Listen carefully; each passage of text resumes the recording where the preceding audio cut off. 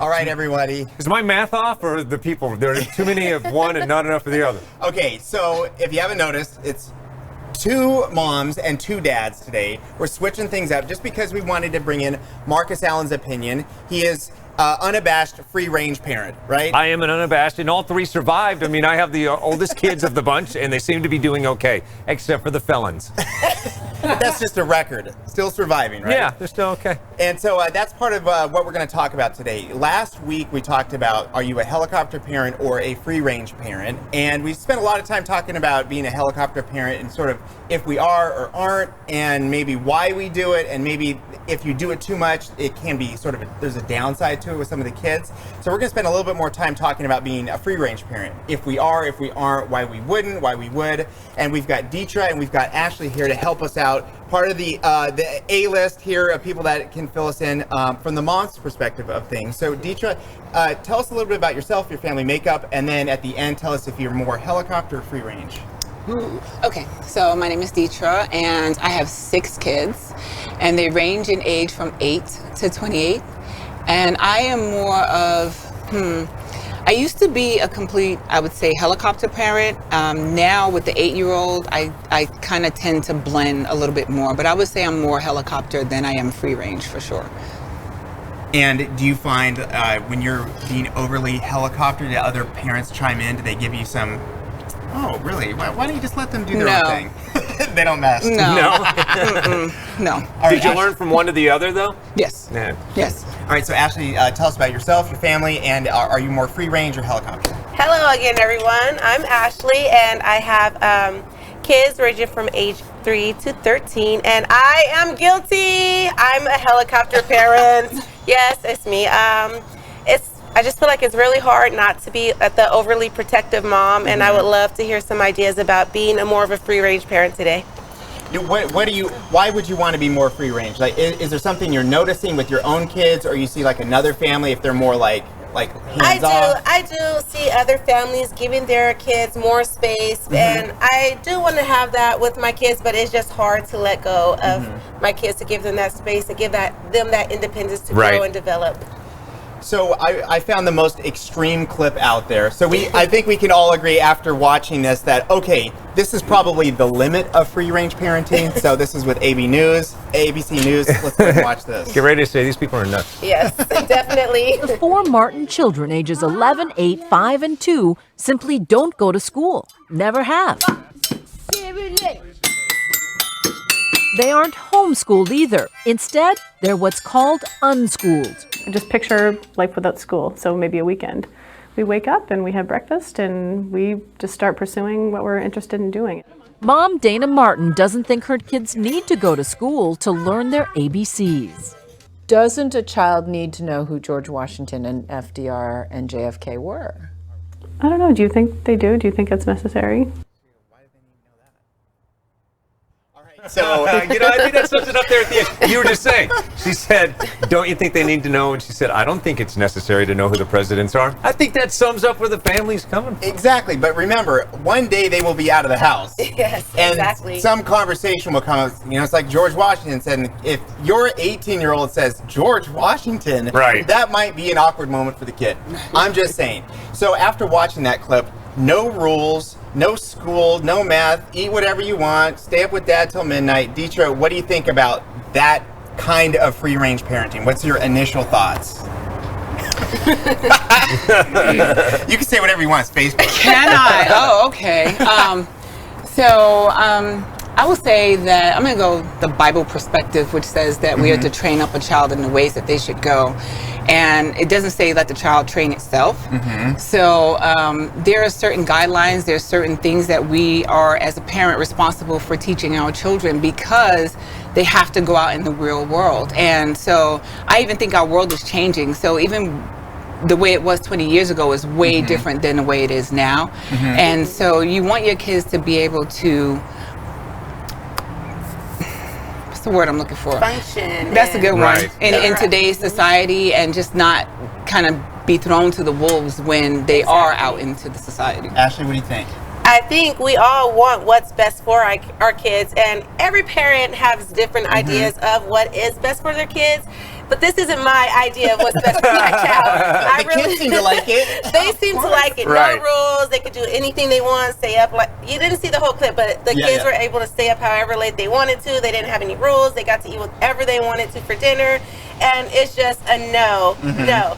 We need rules because as you grow up into an adult, you will continue to have rules. When you enter the work world, there's rules. When you go to an event, there are rules. Wherever you go, there are rules you have to learn how to follow. And just giving this child so much leeway is not healthy at all. Now, if you want to learn more about this family, they have their own YouTube channel, go figure, and she's done lots of speeches to people about the benefits of their way of doing it. So in their defense, since they're not here, they're still at this, and she said that the kids have been successful and have done well in school and in life after that clip, which is years old. Did we verify any of that? Are they really doing okay? I actually was looking. Okay. And everyone has their different version of successful. But my version is totally different from what hers is. And Mark, what do you think? And then what are we hearing in comments so far? Well, first of all, I think from the child's perspective, children need some form of structure. Like even as an adult, when I walk into like Baskin Robbins and there are all those choices, all of them, what am I going to do? It's the same thing for the kid when you say, all right, do whatever you want to do, do it. It's kind of stressful for the kids for not to have some lanes to play in. I think everything in moderation. I think send your kids to some sort of traditional school or even at home homeschool with some structure and some kind of curriculum, and then that's what Saturdays are for. Hey, it's Saturday. Here you guys, we have all the sharp stuff over here. Over here is don't look both ways before you cross the street section. These things explode. Here's the explosive section. It's Saturday. Go nuts. I have a question for you guys. Would you want your own children playing with those children? Why or why not? Well, I would feel like I would, sure. Right, if they're friends, like if your kid becomes friends with another kid, you can't step in and decide everything for them. But I definitely want to be in the room, in the neighborhood. Right. Would you let your kids go to her house? I wouldn't even let my kids in that neighborhood. I get lost on the way, and then we just go home. The kid on the bench with the hat, he's a ne'er-do-well. I can see it a mile away. We've got options. We've got online live comments right now, and then you've got ones from prior. So go ahead. So right on our Facebook page, Troy was quick to jump in. Thank you for being our first responder, Troy, with this message. Free-range parenting is dangerous. No social interaction turns look, he's using my language pretty much. No social interaction turns these kids into hoodlums, he says. Okay, and anything else on the and over here we have a lot of parents want to think they are free-range parents, but we're all in some way the helicopter parent. So look at yourself. Are you a helicopter parent or not? It's a little tough because I feel like we're sort of dividing people. You're either this or you're either that. Like a binary choice. But I'm hearing from so many people, it's in the moment. It's a child. Specific to the child. So there are other ways. If we say, are you this or that? There's also everything in between. So I want to back it up a little bit. So if that's the most extreme out there, what about this? Because in some European countries, this is very common. This is when they're in kindergarten. They call it a forced kindergarten class. So for recess and for a good chunk of the day, they're not necessarily learning how to do their letters or their shapes or their colors or anything like that. The supervisor of the school just goes out and says, okay, go out in the forest. We'll see you guys in a little bit. And this is what it looks like. It's called a forest kindergarten. I don't think that's about a lack of love here for children by their parents. They see it in a different way. And in fact, children should have the chance to be free.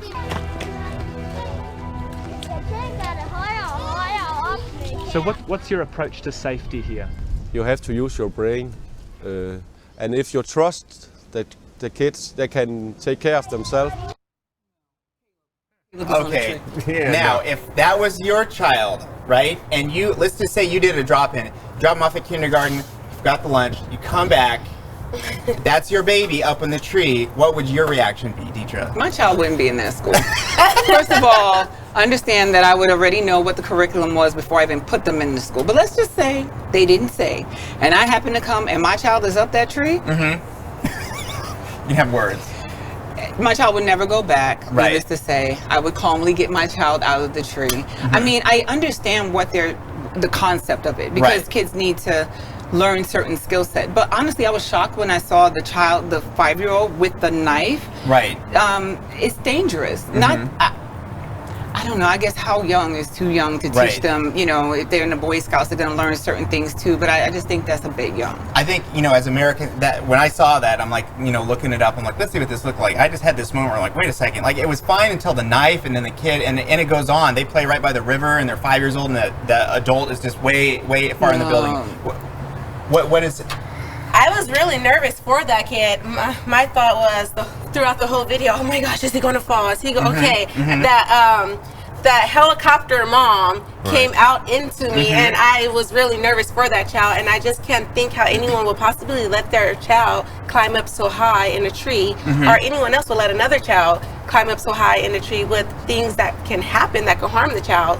It was stressing me out. Yeah, it was There was it was nobody really stressful. standing There with a wasn't. There was net no or supervision. anything. He could just Nothing. fall. Yes. And it would have been like, oops. Yeah, exactly. Accidents do happen. It's true. It's stressing me out for different reasons, because I can hear my wife's the helicopter parent, so I Yeah. just heard her voice going, "No! Get out of that tree!" I think This I is all was your screaming that fault. too. And, All right, comments? so yeah, all kinds of comments. Jessica said, and you got to defend, I'm new to the show, so I don't know how the show format works, but she's calling you out on the show saying, well, it's such a good topic, we had to do it twice. There's so much. There's so much. There is so much. True. Rochelle jumps in and says, my child wouldn't be that far up. I would freak out, indeed. Definitely. So the reporter was kind of freaking out about this. Like, is this acceptable? Is this safe? Have you ever had an injury? And the director of the school said, you know what, I have. One time I did have to take a kid to the hospital.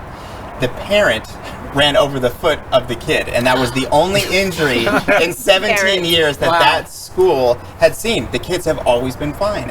And just so you know, I did a little bit of research on this. They have this style of free range exploration with parents kind of in the background. They have different groups that you can meet up with on Facebook. There's one in locally? Yeah, in Sacramento. I don't know. Couple of comments? Yeah, here on the screen, if you want to put this up, my son, I'm a helicopter. My daughter, I'm free range. I guess it depends on my kid and their development, what they're comfortable with, and what you know about your kid and how they'll handle it. Exactly. Kayla says that. Really Amen, good. Kayla. I do Makes believe Really good. tailor the I like experience that. to the child. I have three. All three are different. Yes. And did you change it up at all, or were they all pretty much free range? I would say we had to change it up a little bit. One is a little bit more free-spirited, so if I turned her loose, she would set the place on fire in about 30 minutes. No offense, Madison. And then I have another child that would probably still be clinging to me if I turned him loose. Right. Now, the more you look into this subject, and we all have where we kind of are and where we're comfortable with, you do see the benefits of being more free range and loose from a lot of experts. It just seems to be a trend that you're seeing more and more of. Maybe, the first two examples are too extreme, but maybe somewhere in our own life we start to see where it can be beneficial. Now,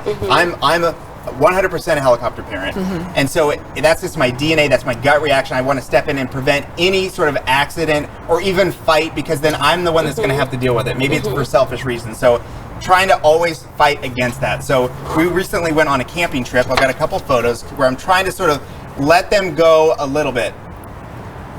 And so there's my 3-year-old, but look, he's like, I want to walk on the trail. That's what he's walking next to, right? Next to this waterfall. Next to the canyon. And then there's my daughter next to a river on a log, and I'm just like, because, of course we're there taking the photos, but in these moments where I feel like there's a little bit of danger here. Right. But maybe if I'm nearby, but you see how happy they are. They are. And you see them fall down, but then you see them get up.